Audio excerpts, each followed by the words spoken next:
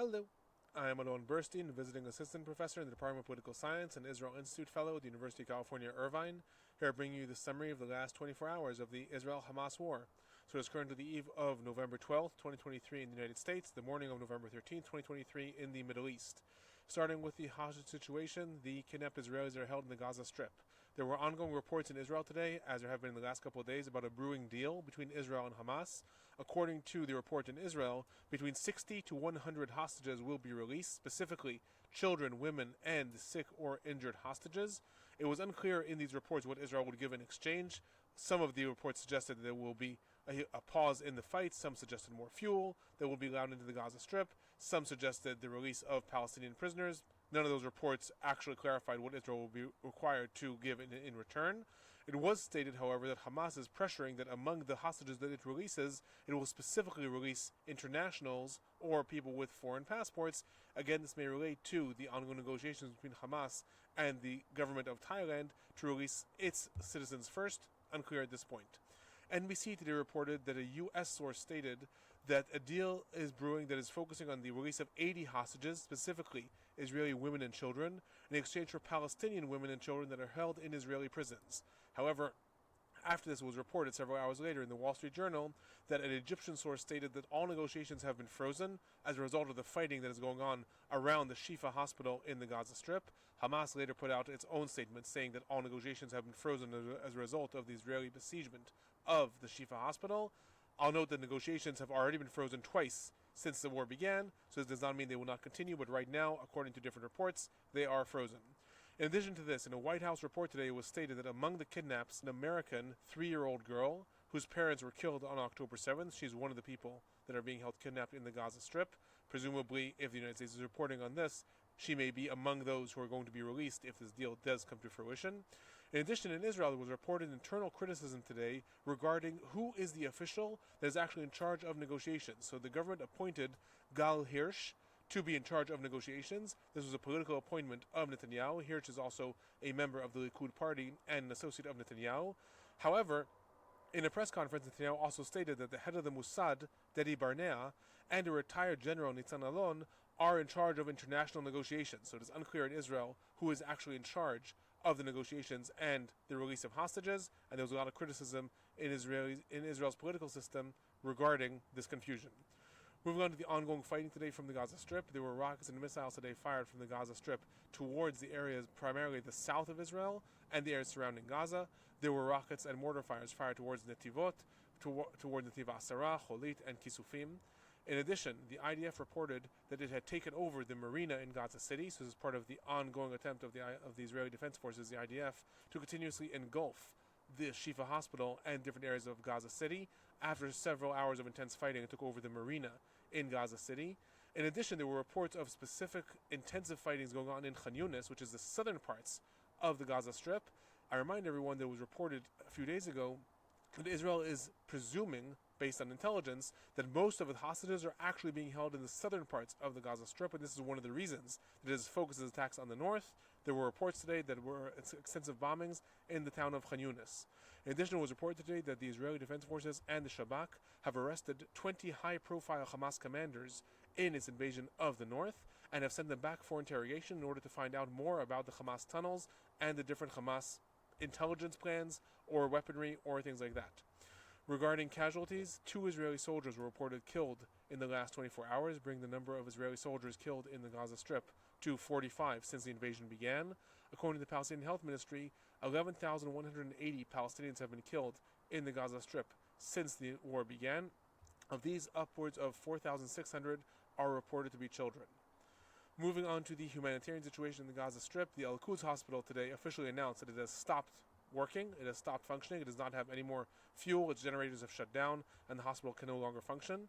The World Health Organization announced that the Shifa hospital, this is the main hospital in Gaza City and in the entire Gaza Strip, no longer functions as a hospital, as it is out of fuel, food, and water.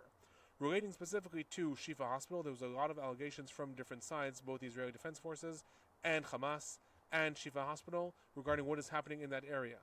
Reports from Shifa hospital stated that after its electrical system failed as a result of lack of fuel and shut down, 5 babies in the neonatal ward died as a result of equipment failure and the fall of electricity.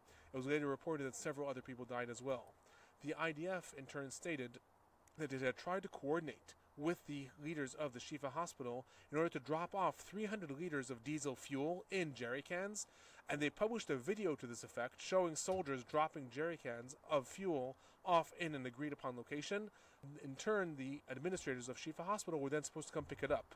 The IDF then published a recording showing that Hamas was stopping the administrators from coming to retrieve that fuel. Ultimately, the fuel was not retrieved. Responding to this, the hospital administrator, Muhammad Abu Salmiya, stated that even if these reports were true, there is need for upwards of 8,000 liters of diesel fuel a day to run the Shifa hospital, so 300 liters was not going to do anything. In an interview to the Ashams radio in Nazareth, which is a town in Israel today, the same Shifa administrator, Abu Salmiya, stated that the hospital staff is prepared to evacuate along with the patients, but due to the ongoing fighting and the IDF siege, this is not possible. In turn, the IDF stated that it is allowing corridors out of Shifa hospital as well as the surrounding hospital compounds, Rantisi and Nasser hospital, and that coordination is being done with the hospital administrators to evacuate people down south. The IDF today continued to call on Gazans to evacuate down south away from the fighting, and it reported today that there was a 4-hour pause in the fighting in two different areas, in Jabalia and in Moulin Azva areas in Gaza City. In addition, it was reported today that the Rafah crossing was reopened after it had been closed for almost a week. There were several critically injured Palestinians that managed to get through, alongside some 800 Palestinians with dual citizenship who managed to evacuate to Egypt out of the Gaza Strip. A total of 76 trucks today were reported to have passed from Egypt through the Rafah crossing, entering the Gaza Strip. These trucks carry food, water, and an assortment of medical supplies. However, again, no fuel is being allowed in at this time.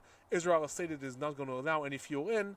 However, as I reported, Israel is trying to negotiate giving some fuel from the IDF to the Shifa hospital, but no fuel is being allowed in en masse with these aid trucks. Moving on to the West Bank, a total of 15 Palestinians today were arrested throughout the West Bank. 6 of them are reported to be Hamas members. Since the war began, the IDF has been cracking down on Hamas activities in the West Bank. There are reports of upwards of 1,500 Palestinians that have been arrested since the war began. Of these, 950 are reported to be Hamas operatives. In addition, 2 Palestinians were killed today in confrontations with the IDF. One of these was killed in Kfar Burqa, where the IDF came to make several arrests. 3 people were arrested and 1 Palestinian was killed. Another Palestinian was killed in the town of Jenin, where other arrests were made. In addition, Israel reported today that it has accelerated its, quoting, bypassing Hawara road. This is a road that specifically goes to the settlements of Yitzhar and several other settlements in the area that is meant to bypass the Hawara village. There have been several high-profile Palestinian attacks against different settlers in the Hawara village. In response to this, the IDF accelerated its building of this bypassing Hawara road. Upwards of 100 acres were confiscated from different Palestinian towns, and the first stage of the road was reportedly opened today. Moving on to the north of Israel, substantial fighting going on in the north. There were substantial barrages of rockets and mortar fires fired from Lebanon. Over 30 rockets and mortar fires targeted the Upper Galilee, Kfar Masarik, Shlomi, and there were further launches towards Kiryat Shmona and the Western Galilee.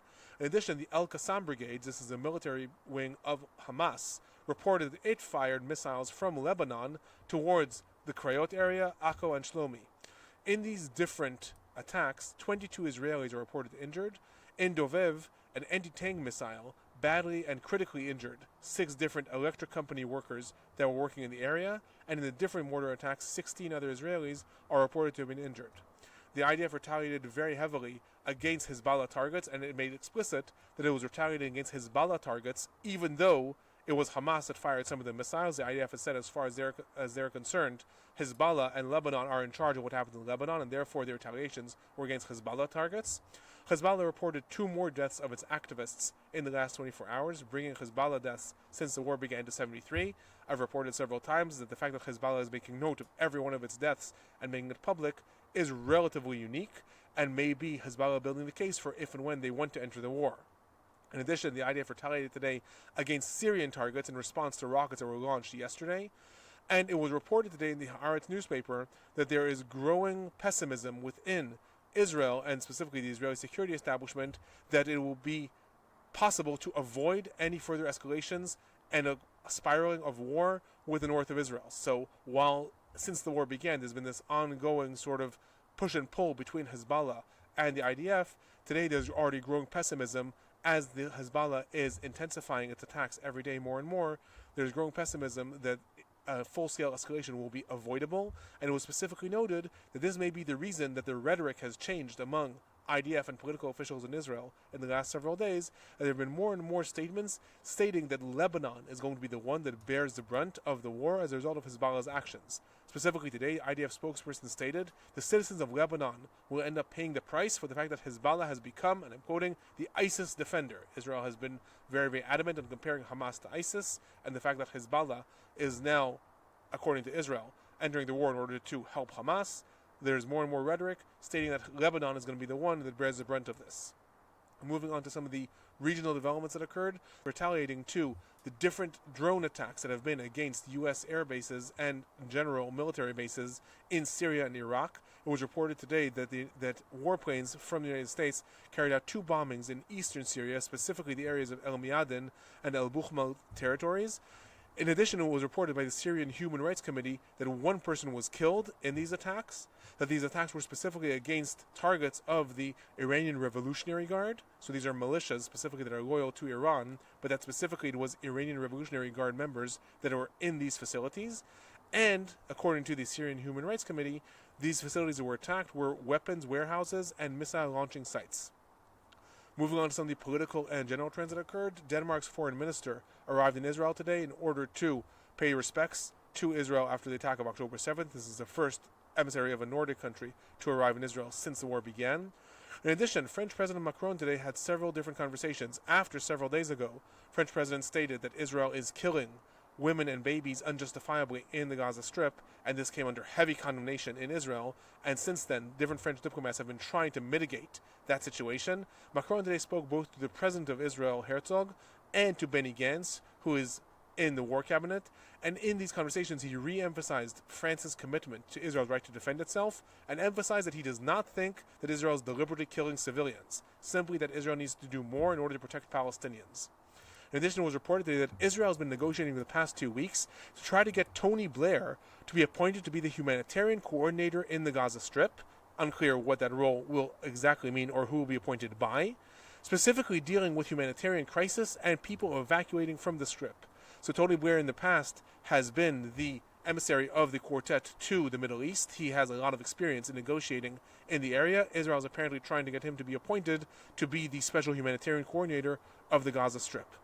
In addition, it was reported today in Israel that different political sources in Israel are feeling a lot of pressure from their United States counterparts, and that Israel is recognizing it has weeks rather than months in which it can continue the ongoing fighting with the same intensity. So Israel has said that it is not going to stop its pressure on the Gaza Strip until it finishes the war and annihilates Hamas.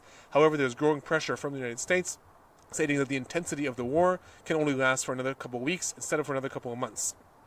In addition, today the EU called on Israel to display, I'm quoting, maximum restraint to ensure the lives of civilians in the Gaza Strip, and called for the immediate pause in the conflicts to evacuate injured and sick from the hospitals and to allow humanitarian aid to flow in.